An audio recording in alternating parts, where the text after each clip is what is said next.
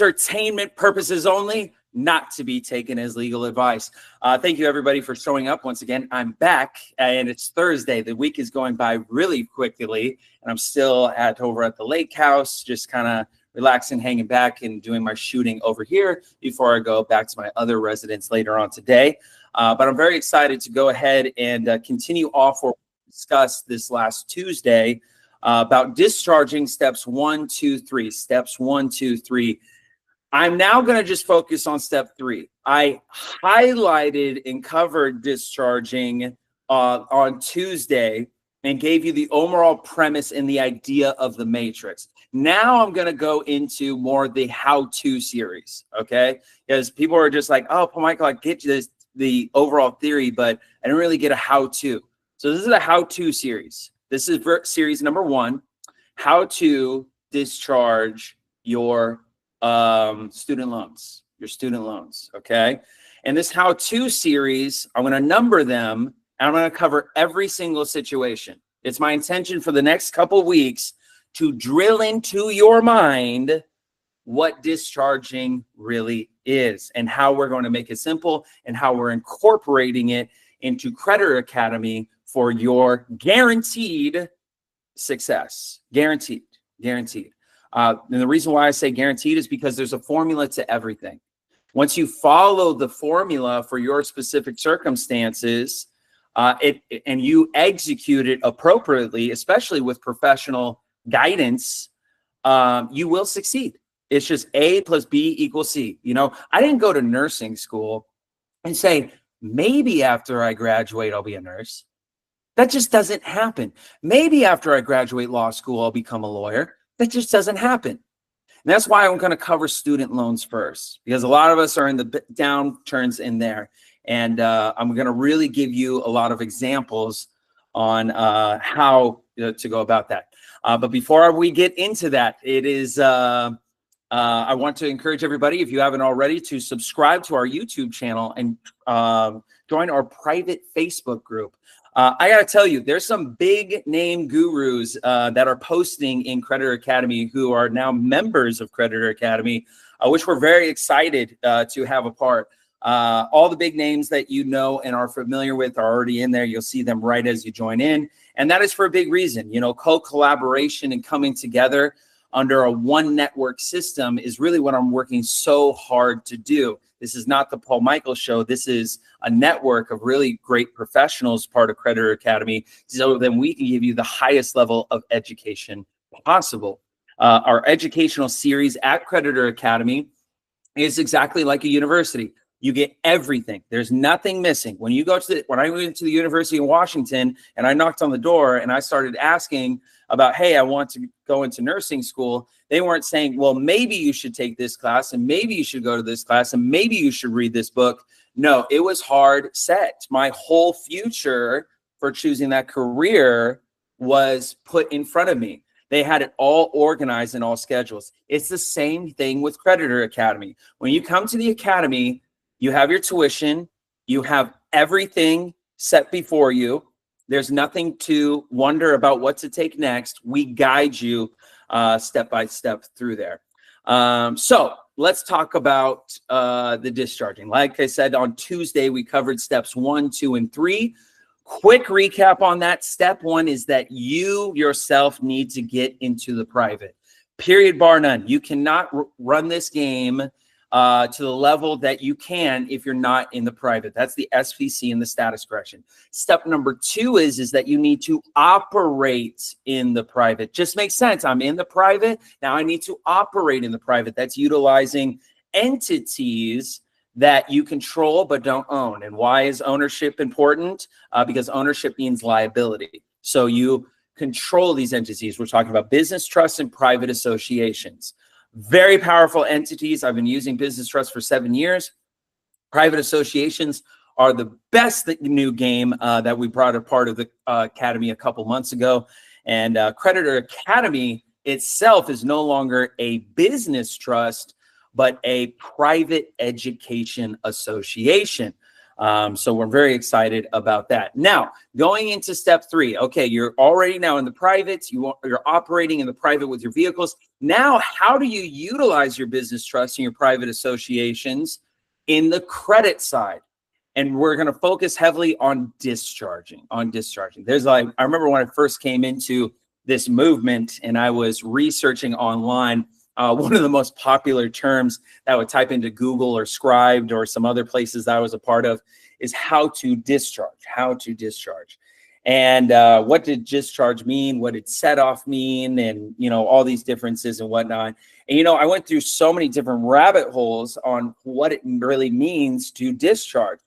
But I want to give a personal definition. I'm not saying this is the textbook definition of discharging, but a personal definition of discharging is being able to utilize credits without the worry of liability, And liability is huge. It's what stops us from pushing ourselves to the next level because the consequences are huge. One of the biggest consequences that we make in our lives at a very early age after we graduate high school is making the decision of what we're going to do for the next 40 years of life when we go pay for our student loans and choose a career path that we want to stick on. I remember at the University of Washington, at the time that I was going there, it was about $4,000 a quarter. I think they had quarters. And then I remember the next quarter, I was like, man, it's another 4,000. I went there for just under a year, just about a year, before I switched my career from psychology and I wanted to go to nursing school. And so I flew down to California. But man, when I went ahead and got hit with that bill, I was immediately like, oh, how am I supposed to afford this? I'm a fitness trainer, but my wages and my rent and my overhead is a lot. So what do they tell you to do? Go get student loans. Go to the student loan department. You sit down with a counselor at the student loan department. They talk about what your career path is going to be. Why are you passionate for it? They're just there to make you feel good, basically, right? Then they slide over the contract and they're like, put your social security number right here. Go on and sign. We'll take care of the debt for you. And then it's great that you're doing a student loan through our program because we give you a lower interest rate and we don't charge you the interest rate until after you graduate. And so you start to think to yourself, oh, wow, yeah, this is where I want to go. This is what I want to do. Sign the paperwork over, slid it over. And then a year later goes by and I don't want to be Dr. Phil, the psychologist anymore. I want to go be Nurse Paul. So now I'm just like, geez, I just spent a year. I got a student loan. I got the debt. That's 4, 8, 12, 16 grand already in the hole for now a degree that I am not going to be utilizing anymore. And my credits are hard to transfer because even though it is a university, I didn't really do good in Psychology 101. I thought it was more boring. Who's Pavlov? Why did I need to worry about Pavlov? I was learning a bunch of stuff. And I was like, what does this have to do with me being on television, interviewing people about their problems, Oh man, yeah, different wave of thinking back then, man. Dr. Phil, I had a full head of hair and everything. So went ahead and switched over there, signed a new student loan agreement for the nursing program. Got myself into the debt there, and I just said, okay, well, I don't have to pay it till after I graduate. And that's what they tell you. They say, hey, just think about all the money you're going to be making. And you're like, really? And I'm like, yeah, we won't tell you about taxes, but yeah, you'll make a ton of money and you can pay this off real fast. And you're like, okay, I'll go ahead and do that. Go ahead and graduated, breaking my back, working, and doing my absolute best in long-term care centers. I worked at a long-term care center first before I was like, oh my God. I did it through clinicals because that's where, you get your clinical credits and stuff like that. And so I just easily went into the long-term care center dealing with geriatric patients and all that. But then as soon as I heard someone talk about home health, I was just sold. I was just like, wait a minute, I get to stay in this person's mansion, only handle 1 to 2 patients a day at a time and not 15. Sign me up. I'm happy to do it. But even with all my work and the effort that I put into, the student loan debt was lingering over my head because now I'm making this money, right? I'm making money. Things are going well. The last thing on my mind is to pay the student loans. I want, you know, a new yellow Camaro because I just watched the Transformers movie. I want to go ahead and get me an upgraded lifestyle and get myself a house or a better apartment. And because I have a more income coming in. So what's the natural place to go to? The natural place to go to is the bank. Hey, I want to get some credit cards. I want to get credit lines, credit limits. Sorry, Mr. Roland, what is this UW bill? What is this nursing school bill? Your debt to income ratio is far from what it is you're trying to get from us. And it stopped right there. So the question became, how do I get rid of these student loans? I got to either pay it off and work hour by hour, day by day, or I could become an entrepreneur. I went into the entrepreneur route. I was able to make a good enough income, and I went ahead and paid down my student loans. And you know what? When you're a single guy living in a low income apartment, driving your yellow Pontiac G5 around, not a Camaro, and you know, just saying, hey, I'm just going to travel around, be myself. That's a little bit easier to pay down and pay off pretty quickly if you got the due diligence to do so. But what happens if you're a single mother? What happens if you have more financial burdens in your life than your income can support? And all of them are necessary, right? What happens when you get an injury, right? And now you don't have just student loans, but now you have medical bills. And the medical problem prevented you from going to work at your good paying job. And now unemployment isn't enough to cover your overhead. And there's nothing that you can do. This is the story of a lot of you in my consultations. And this is why when I put together Creditor Academy, that's the situation that I have in mind when I'm thinking about discharging. So the decision for me when I'm sitting there and teaching you guys on my channel and putting together courses is, if I'm going to teach about 1099s, does it work 100% of the time? If I'm going to teach about 1040 ESs and Vs, is it going to work 100% of the time? If I'm going to promote an administrative process, if I'm going to promote a negotiable instrument, a promissory note, a bill of exchange, anything along those lines, is it going to work 100% of the time? Same thing with the SF forms, the SF30, 1414, 1416, 1418. You know, is it some formula that I can have my general audience follow and see consistent results, no matter what situation somebody is in? Now, in all cases of business and in life, everybody's situation is different. So the process needs to be adjusted to your given situation, no matter what process it is you're trying to do. But we need to pick a process that has the highest amount of success rate and that is going to be determinable about how long it's actually going to take. Not a year, not 6 months, not 2 years, or even if it is a year, 6 months, 2 years, is it guaranteed at that time going to go through? For a lot of the processes that I just mentioned and the many gurus that I've been a part of their networks with and had private consultations with and even asked them this question, many of them give me the same response. No, Paul Michael, there is no determinable date, no matter who you are, on that level of a guarantee. And the question then I had for myself is, if putting together Creditor Academy, then if that's not it, what is?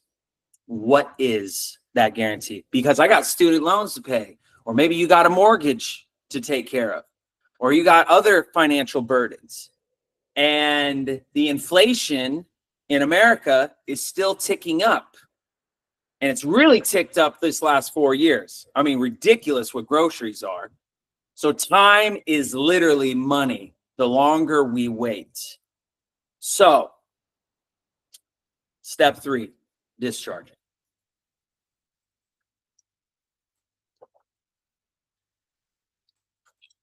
Oh, amazing. In this game, there's nothing but, there is no money. There's only credits. The gold and the silver is gone. We only have credits to use. If this whole sovereignty movement is about credits and credit system, then we need to know how to utilize credits. And we need to utilize it masterfully.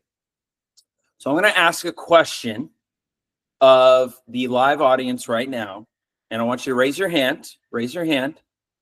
And I want you to raise your hand if you have a credit card. I want you to raise your hand if you have a credit card. Keep them up. Keep them up. Yep. 1, 2, 3, 4, 5. Good. Keep them up. Keep going. Keep going. Keep going. Fantastic. All right. I'm going to go down the list. And we're not here to get into your personal finances. You keep your hands up. I'm just going to ask you, how many credit cards do you have? Just give me a number. Edward, let's go to you. I got at least 5, 6 credit cards. Fantastic. Ryan, let's go to you. How many credit cards do you have? 9. 9. Snow, how many credit cards do you have? I have 5. You have 5. Chris, how many credit cards do you have?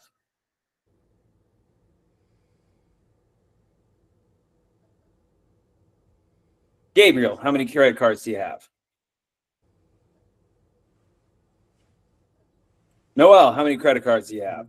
2. And Michael, how many credit cards do you have? 6. Amazing. Amazing. The reason why I'm asking that question is in order to do this credit game, in order to really understand what it takes to master this truth movement, you need to understand credit and how to use it. And a lot of what it is that you need to really change your life is what's called depth. You need depth with your credit profile. It's a lot like having multiple bank accounts with a savings account and you have a little pocket cash in it.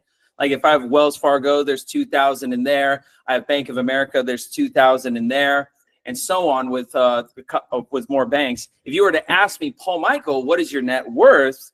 I wouldn't say, oh, according to Wells Fargo, my net worth is only 2,000. I would take into the accumulation of all my bank accounts and the savings. No, my net worth is 10,000 because I have 2 in each account, right? It's the same thing with credit cards. Your buying power is dependent based off of the depth of your profile, of your credit profile. And the more depth that you have, the bigger buying power you can obtain, okay? So when we're talking about depth, there's different levels. But primarily, when you really learn in this sovereignty movement about the credit game, you will start to recognize that even your other gurus on other channels who are teaching have not just 5 or 10 credit cards, they have 60. A ridiculous number. And their profile depth of those 60 credit cards are in the private because we attached it to these private entities. And we ourselves are protected because we're private individuals, okay? So what we need to do is have this level of depth so your buying power is great. But we got to first ask the question, why don't already people do this? Why is this not a common practice that most individuals take advantage of? Because it makes sense. Like, obviously, this is why a lot of you got 5 or 10 credit cards right off the bat to go ahead and create depth. You get the logic of it. But why is it risky to get 60 cards to that level? And oh my gosh, is that even possible? Right? Well, it is definitely possible. But it always, a lot of people resist getting this level of depth of a profile because of the consequences. It's the liability.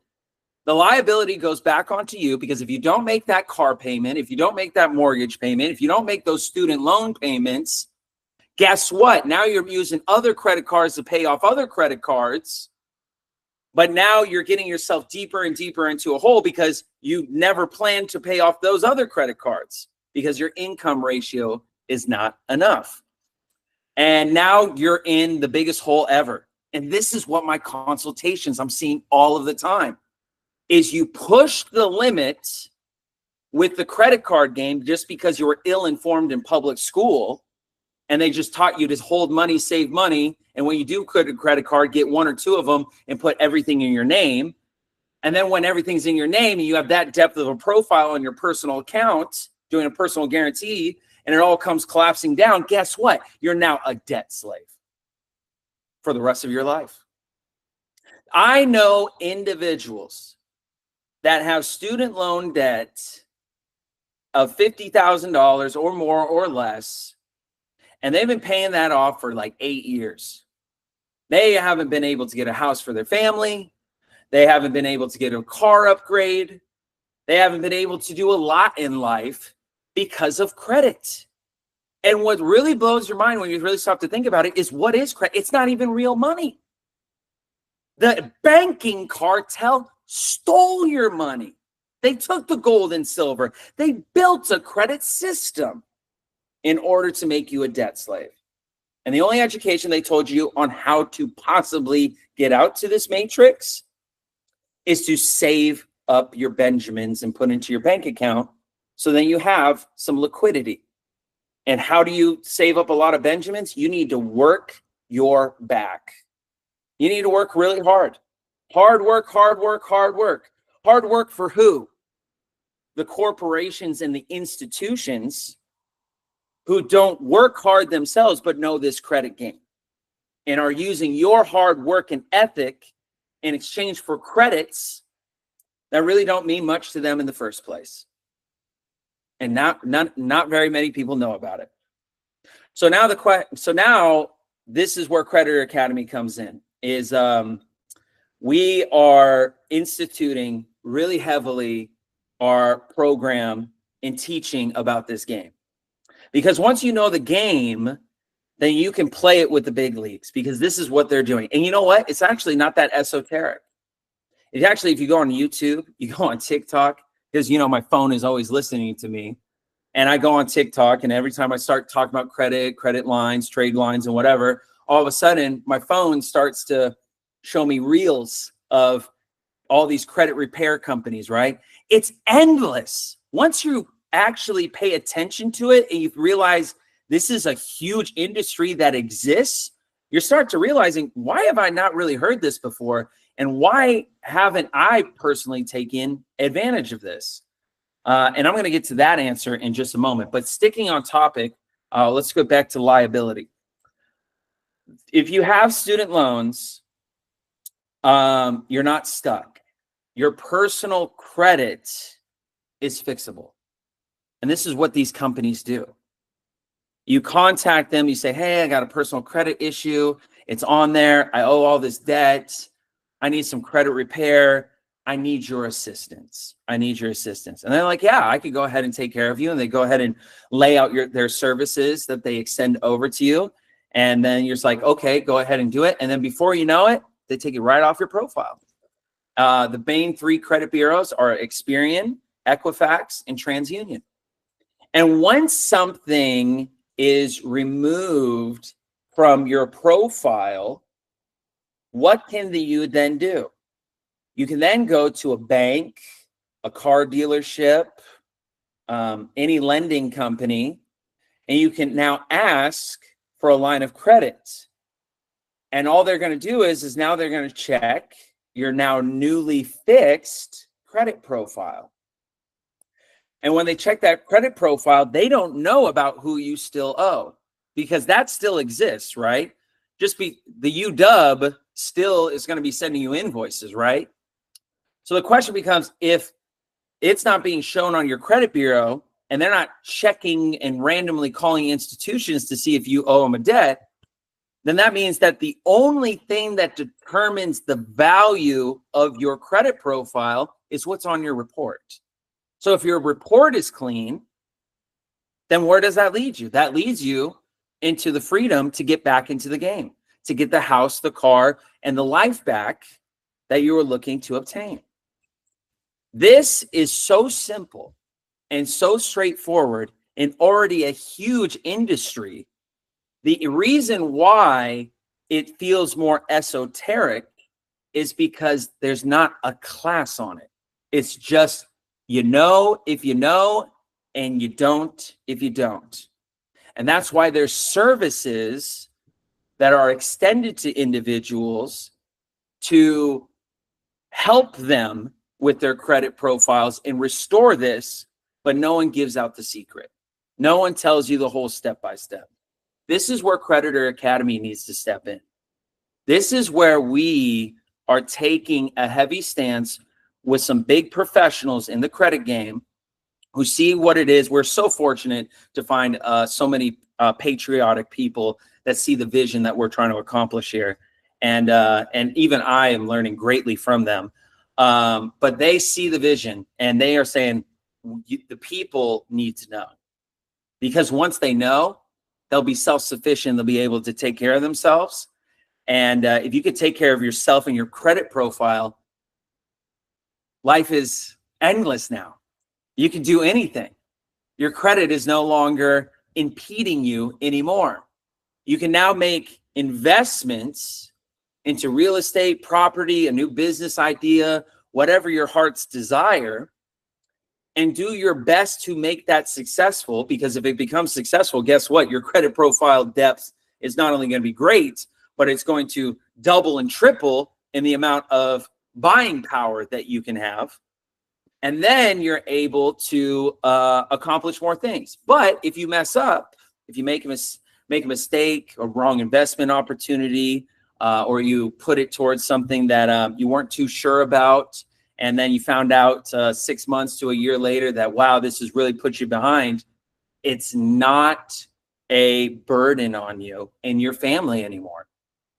And once the burden is taken off of your shoulders of knowing how to operate to take care of yourself ever thereon, now the nation changes. The nation of the United States would get out of its slumber of being employee slaves, and we would bring back capitalism to a whole new level. And that really is bringing back the American Republic, in my opinion. That's bringing back the American Republic. It's really bringing true the American dream. Credits are just digits and paper money that are fabricated in a matrix system, extended to you to utilize in any way that you like, because they stole the riches of this country. They are in debt to us, the living. The corporations are, not us to them, but they have us to believe it is the other way around. So what does this look like? Paul Michael, you said we're going to talk about student loans. We're going to talk about discharging. You said you're going to have a how-to series, and this is series 1. How to remove the student loans off of your debt, your discharge, so to speak, is as simple as removing it from your credit report. That's it. That is discharging. That is discharging. It's nothing more complicated than that. It's not I sent in an administrative process, I exchanged these instruments and stuff like that. It is as simple as being able to present yourself on a credit report, so then you can do what? Get extended more credit. And what do you do with that credit is you invest it in more opportunities for yourself and your family for the betterment of who? Your community. It's for your community. Now, the next question may be, well, okay, Paul Michael, I went ahead and removed something off of my personal credit report. I went into the bank. It's not there anymore. I'm free of that credit burden, and my credit score just shot up 10 times because that huge blemish is off of my record, but I'm still getting letters in the mail. I'm still getting correspondences. And unfortunately, I got so many correspondences of delinquency that it all went to collections. And now I have 1, 2, 3, 4, 5, 6 different collection agencies all hitting me up for the cash and calling me all of the time. The question then becomes is, in a collection situation, is back to contract law. Do you have an original wet ink signature contract with the university, or do you have it with the collection agency? It's an easy answer. It's with the university. But what the university did is they signed over the debt and sold it to a collection agency. So the collection agency can make a commission or a profit based off of the excess debt that you owe. When you correspond with these collection agencies and you tell them, I want to see, the wet ink signature, I want to see the contract that I had with you. And if not, you're violating my copyright. You're violating me, the living. And that's why status correction in the SPC is so important. That's the tools by which you assert your authority. So now the collection agency is stopped in its tracks. And he said, no, I cannot prove it. You did an administrative process for me. I am now in dishonor. And so I will drop the case and remove the profile. Now you don't owe the collection agency. It's not on your credit report. You can walk into any bank with a great credit score and ask for credit. Go live your life. It's that simple. Go live your life. There's now nothing restraining you. There's nothing more that you need to think about. We don't have to overcomplicate this truth movement. It can really be that simple. But there are rules to the game. And I'm here to tell you the credit game rules are very rigid. They are an exact process.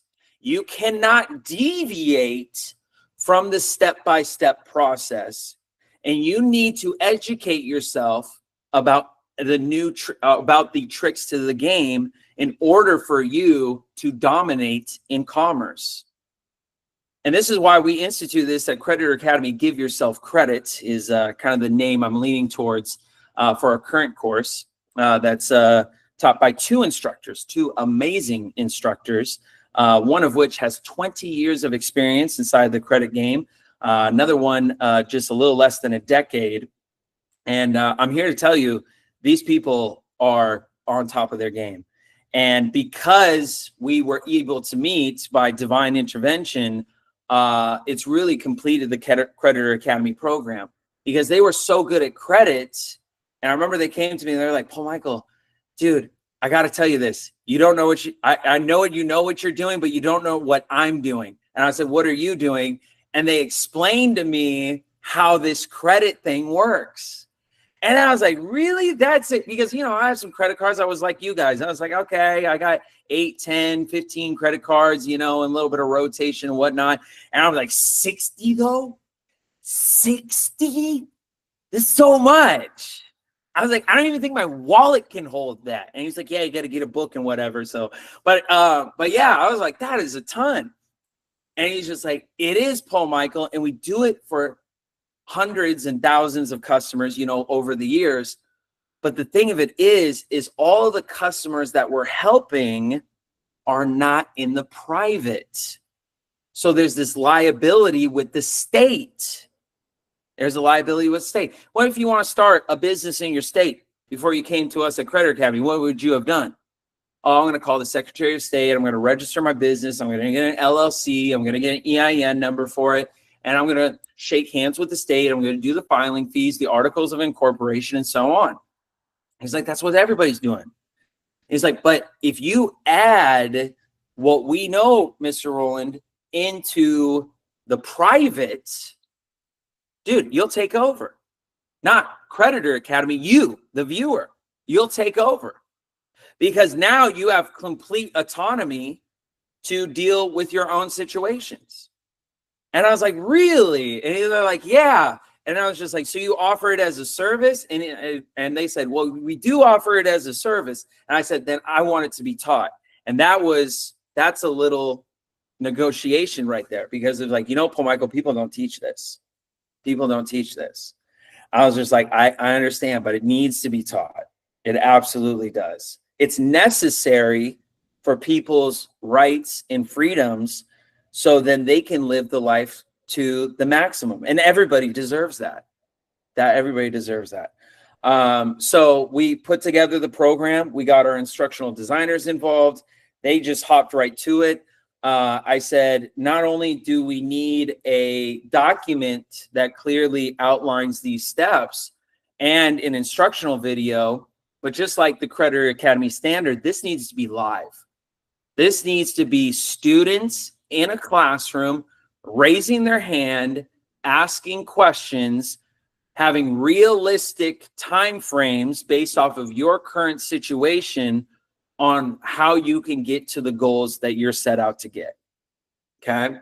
Right now we have about 50 people in the graduating class that are inside the trade lines course, or the credit course, the Give Yourself Credit course. And realistically, by the evaluation of how people are moving, in just a few months, many of them will have 100,000 or more. They're creating that depth. They understand the depth, and they know where to go to build that depth.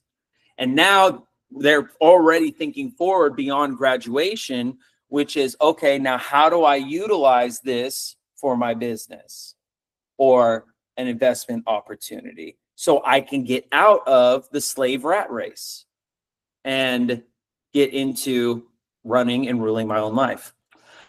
So that's how you discharge your student loans. You need to remove it from the credit report, and you need an administrative process. We have advisors on staff that are willing and able to help you right away. A lot of you are coming to Creditor Academy and loving all the things that we're offering and we're servicing, and you're thinking to yourself, well, how do I get in? How do I get remedy and help right now? We have advisors that are ready, and we're going to be really presenting them more and more on the Creditor Academy channel, because like I said, this is not supposed to be the Paul Michael show. This is supposed to be a network, and I'll be building it more and more into a network and a community here shortly. So exciting things, all fun, love to talk about it. Let's go to questions. Gabriel, let's start with you.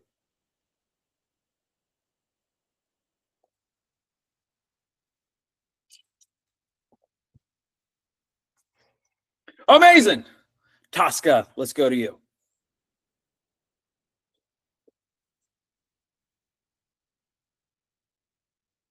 Amazing. Lance. Can you hear me? Oh, there we go. Long time no talk, Paul. Wow, you have been doing big things. I've been studying like crazy. I had to take a pause and just study all the information you gave me, because my head is like boom, boom, boom, boom, boom, boom. I know, I'm like, hit it out. Hit it out. Okay. But listen, yeah, it's talking to me. I love you. I love you. I love it. I just love the whole movement, man. But I got a few questions. Keeping it simple. How can I help you? What's your question? So listen, well, I really got a statement mixed with a question. So hear this, right? Because you just said something that just really made so much sense. And you always talk higher levels. So I have to always stay on my tippy toes so I'm on point.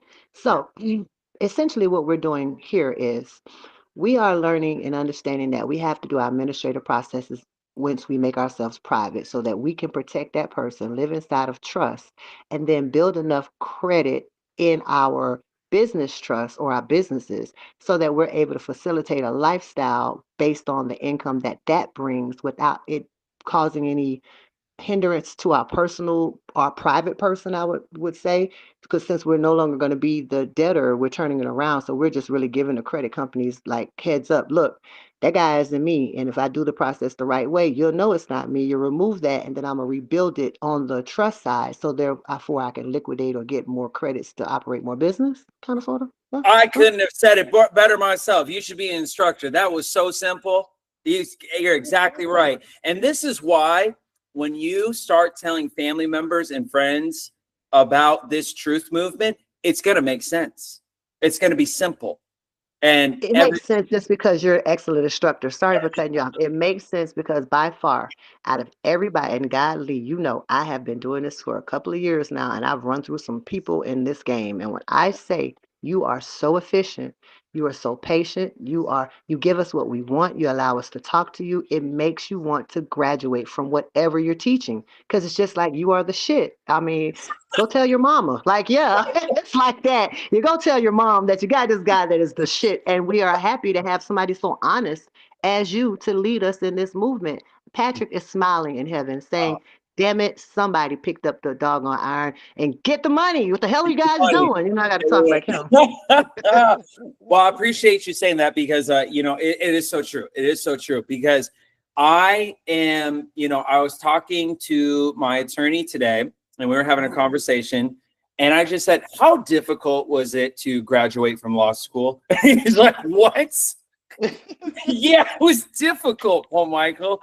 And I was just like, so when you see people in our movement, because he's been with us for a little while now, I was just like trying to learn law to the degree that you went to school for, which was organized. What do you think? He's like, it's an impossible task. There's no structure to organize it. He's like, not to say that there's not good nuggets to learn, but you know, what is this? You know, you guys are learning. He said, you are learning a lot, which is good, but how does it apply to your situation? Oh, that's a good one. That is because that's true. You know, the whole time I'm here, because we hear the end result, we know Patrick got out. But what I think we forget is Patrick wanted to be done. So, like, if you're going to go and you're going to no longer participate in commerce, however that may be, then I guess his exit strategy is perfect because you just want to be detached. But if you're still in your 30s and 40s and 50s and, you know, in that part, you probably want to engage in commerce. It's just how you're going to engage. And if you knew how to play properly, you wouldn't be upset at the people now. You'd be playing the game the way it was meant to be played, right? So we all can win. Yeah. Yeah. And you win every time. You know, the credit bureaus just have a bark. They have no bite. They can't resist. They're heavily regulated in our favor. And once you start to realize, hey, I'm going to speak up about this, they cower immediately. Well, thanks. You are always the man. I appreciate you. Kiss the baby that I know just came in. Yeah, you're getting a little chunky. I see you have the little baby thing going on. Enjoy yourself. I'm telling you, I gotta do some workouts and stuff like that. It's all good. We love you, man. Thank you. Appreciate it. Lance, let's go to you. Hi, good to see you again. Good to nice see hear you, from you. Say, I'm just trying to wrap my mind around a couple key aspects. The main one is this: I'm building credit. Not that you have to give away anything, but what I'm going to ask is, I establish and I build all this credit up. How am I actually going to pay it all off? Because you know, everybody's in enough debt the way it is now. Yeah. You pay it off by making a profit. Isn't that amazing? If you got brokers involved, brokers make you broker. I'm just saying, brokers make you broker. I know. They want their commission, you know, especially, and you that's know, right off the top. Yeah. That's before you made anything. Yeah, exactly. And that's why you got to have renter. You know, this is why, you know, I was talking to someone the other day. They're doing great with their credit right now. They're probably the furthest inside of our group who is making weight. They're going to be around 150, 180,000. We talked about a Lamborghini. He says, "Oh, Michael, I want to buy a Lamborghini." And I was just like, "Dog, where you get? How are you going to pay? You got to pay the credit card. You're at 0% APR for a year, which is great. Exactly. How are you going to pay it?" And he's like, "I already thought of that. Turo." I was like, "What's a Turo?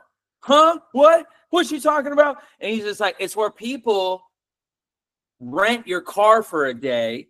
And I looked in my area at Lamborghinis that people are renting, and people are paying $300 to $400 for a day, you know? And I looked outside the Lamborghini on how much it costs, and it's going to be like $600 or $800 a month. All I got to do is just rent it out 3 or 4 days out of the month. And now the rest of the time I get to drive a Lamborghini. And I said, oh, shoot, that's a get. Oh, you know what? That would work. You better get a credit card to that $400 rent.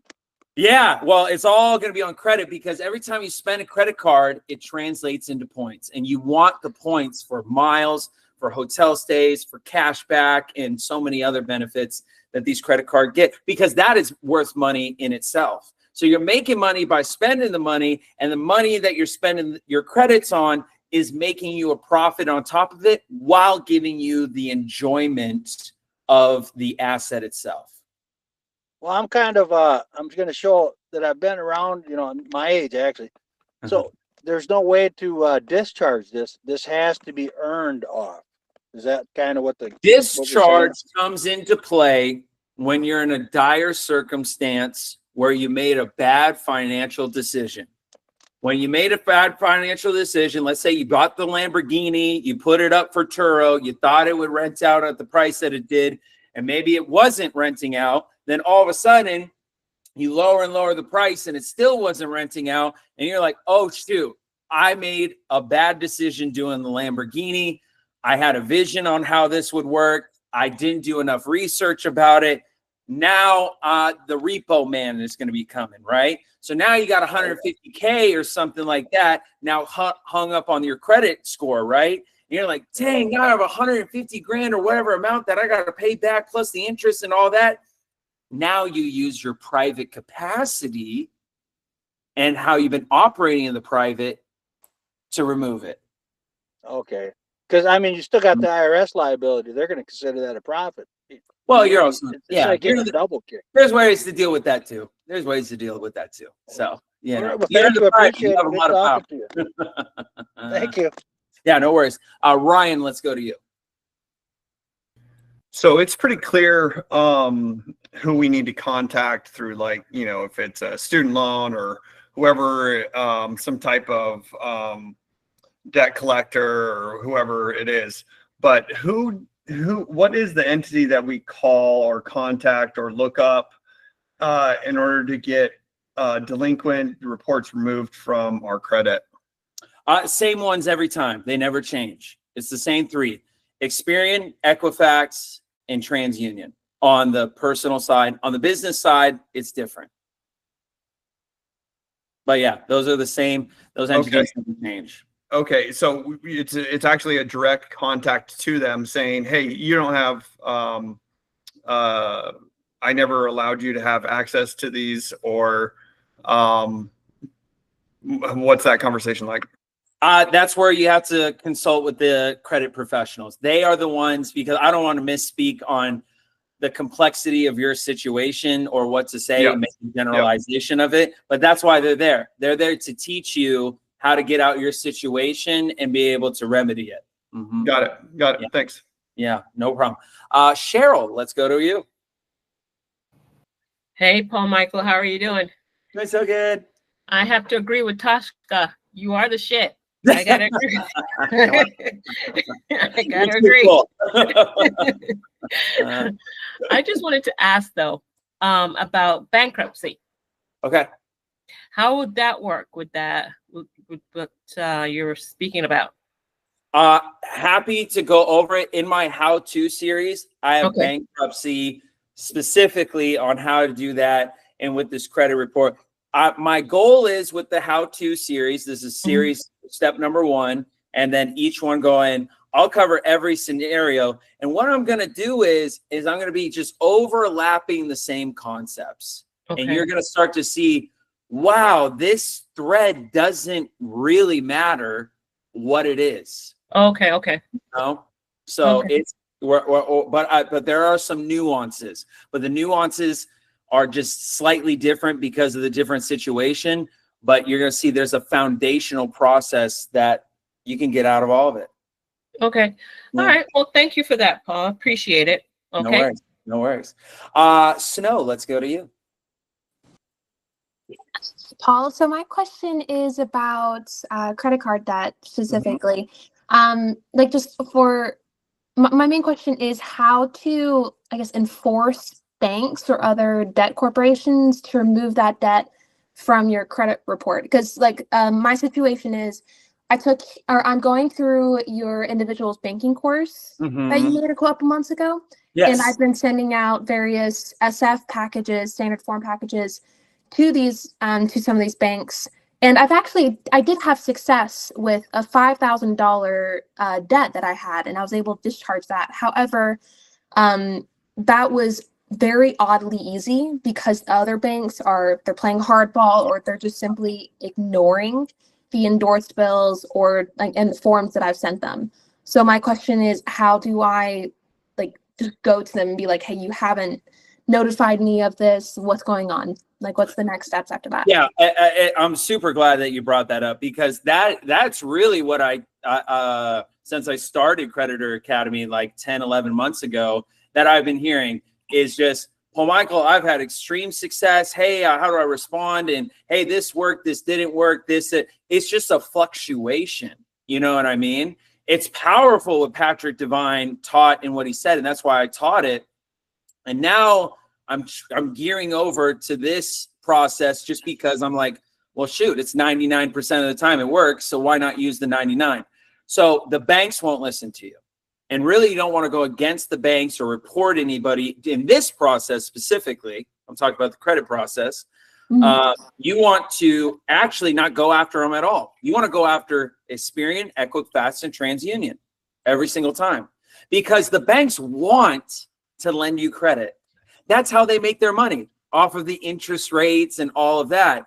And what they have at the banks are called underwriters. And really, underwriters are just glorified box checkers. They said, did you check all the boxes so I can lend you out $1 million in credit, right?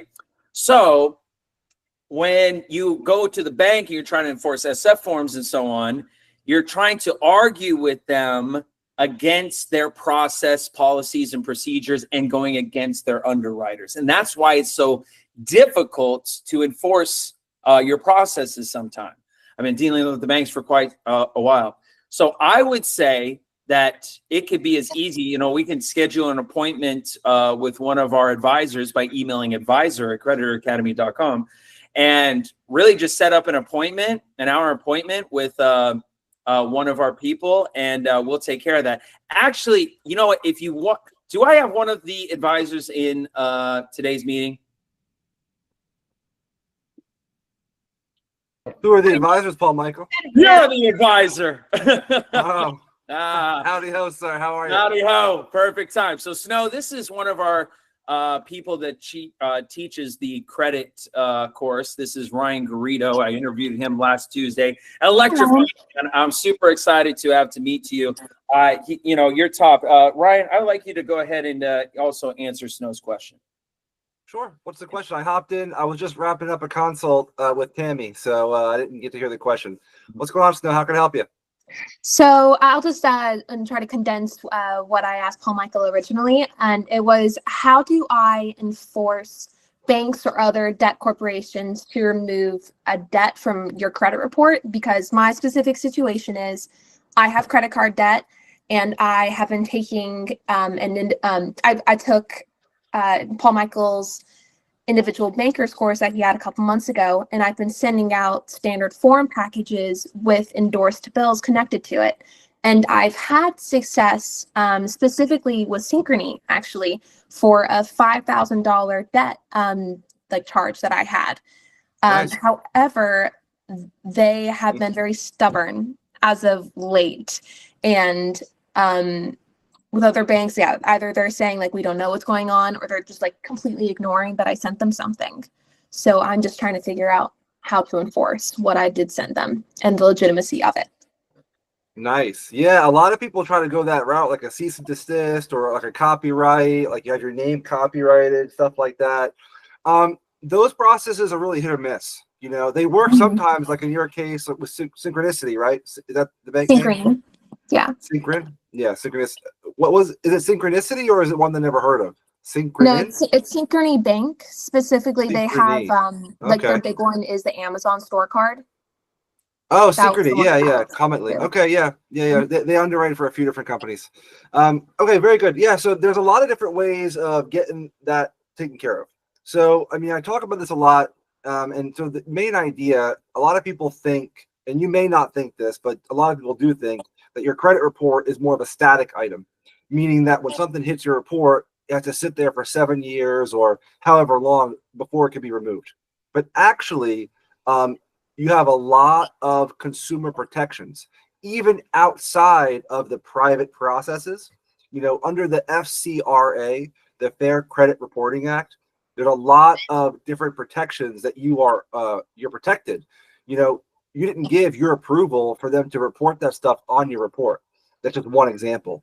There's a lot of ways to get stuff off of your report, and really, there's like a step-by-step process that really gets stuff off your report, you know, within 30, 60, 90 days. You got to send a few different letters. There's a few different processes to take care of it. But overall, yes, you can get things removed. But it is really on a one-on-one scheduling. So what I'd like to do maybe is you can email advisors or email me directly, and then I can kind of work with you to get that stuff removed for you. Okay, fantastic. I already got the email advisors@creditoracademy.com, but can I have a more personal email if that's possible? Put it in the chat if you don't mind, Ryan. Sure. Yeah, put that. Sure. Yeah, it'll be advisor@creditoracademy.com. And then, his personal Creditor Academy email we'll put inside the chat. For those who are viewing on YouTube, this is another reason why to come to the live course. If you'd like to join us on the live course, you can email creditoracademy@gmail.com. Super exciting to be here. I want to go on to some other questions. Gabriel, are you available? Do you have a question?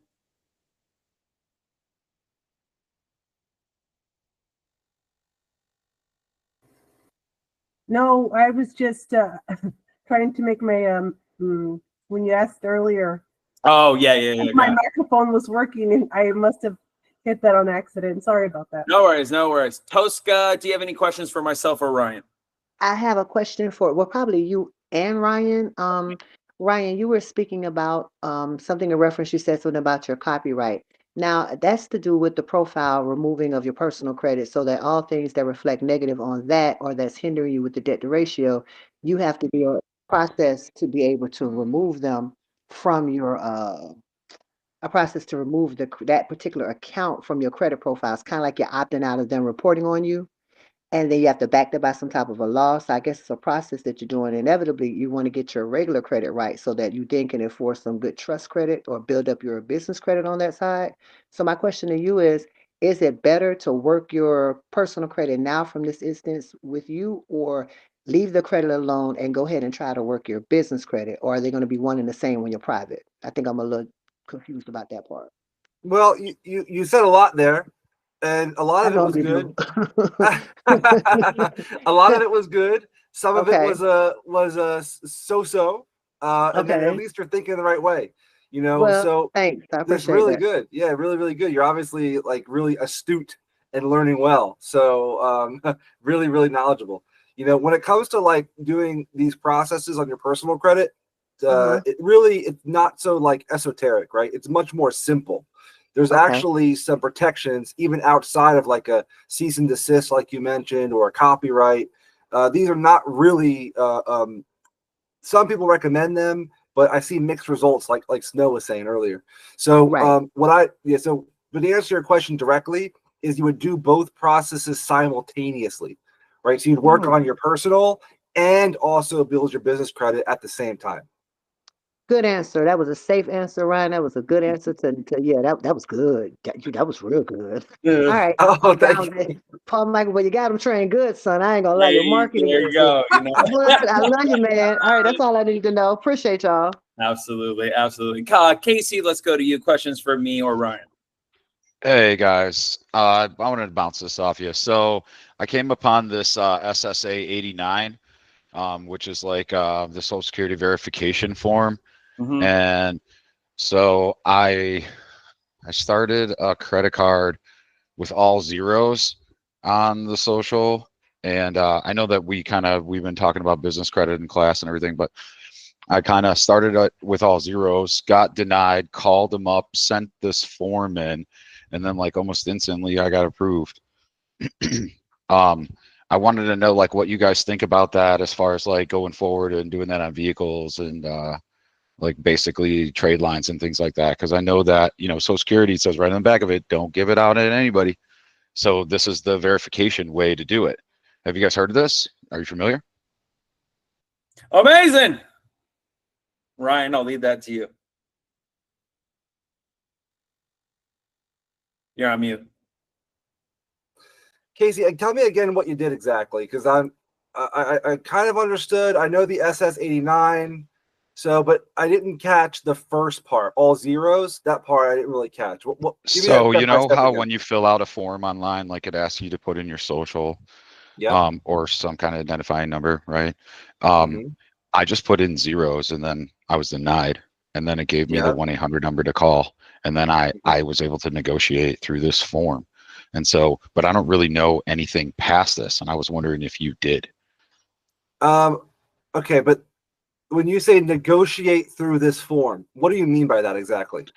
Okay, so when you go and you apply for credit, we know that the application is a security collateral, right? We can all agree on that. Sure. The fact of the matter is that in order to slow them down, I was wondering, you know, if there was a way to go and to get verified without these hard hits and soft hits and all these hits, because they're saying that we need the Social Security number to verify who you are. And I'm saying, no, you don't. Because I called the Social Security Administration and they were like, no, you're absolutely right. We don't put stuff on the back of your Social Security card for nothing. It says, you know, we tell you not to give that number out to anybody for a reason, because they create securities with that number. And so what I'm saying is what ultimately you have to give them this form with your Social Security number or your EIN, whatever. But on it, it's a different way of verification. They basically have to send it through that system instead of their, you know, credit processing system. So they would, you won't be pulling your credit report, is what I'm telling you. Because the form is for the third party. The third party sends it to the Social Security Administration directly. They don't have to pull it from a report. They still got the verification as a third party, but they can't use it as a securitization of their own system that they developed to verify you. Right. And they're not pulling your credit information until you have your account set up. And so that's what I'm kind of like at that part where I don't know anymore. And I was just kind of wondering if you guys did, because I just got approved with using this form for the first time. So. I mean, I hear what he's saying, but couldn't the same thing be accomplished by putting a stop from people pulling your report, like putting a block on it? It's different. So when you put a block on your report, they can't pull it at all, and it will actually kick back. So they try to pull your credit with your social, it'll kick back. I mean, it's very interesting, Casey. The only thing I'm curious about is they might approve you, but with a very low limit. And so if they can't pull any data at all, that means that they don't have any information to build out a profile for you.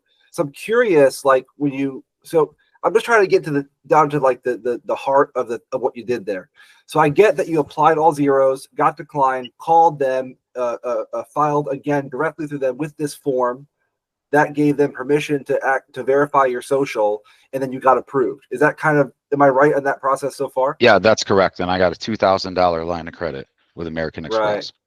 Yeah. And so it was just, and then I don't know exactly if it's tied to my social. I'm going to look on my report, but if it is, I'll let you know. Yeah, it's interesting. I mean, if you really want to go hard on this process, you could try to freeze your report before you do that. And there's no way it already is freezed. Not only is my report freeze, I already opted out of all the secondhand ARS and SageStream, LexisNexis. They're all amazing. Interesting. Yeah, interesting.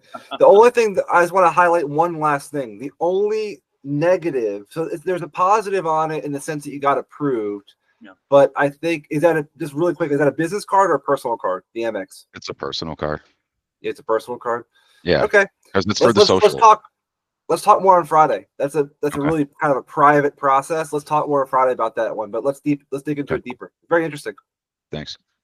Yeah. Great. I love it. And this is why Creditor Academy is really grown to what it is. It's meeting individuals that are just trying different things and coming together and like-minded with the same mission. And that is to free the people and expand this knowledge to others. I want to thank you all for joining us here at Creditor Academy on our Thursday show. If you have not subscribed to our YouTube channel, hit that notification bell and subscribe, as well as join our private Facebook group where you can have more conversations with like-minded individuals. Thank you so much for joining me. We will see you again next Tuesday. If you want to join any of our classes or courses here at Creditor Academy, you can email sales@creditoracademy.com. Until next time, take care of yourselves and your loved ones. I'll look forward to seeing you next week. Bye-bye, everybody. Bye-bye. Bye-bye. Bye-bye. And we're off YouTube. It's officially the after hours. Chris Ross, let's go to you. On the personal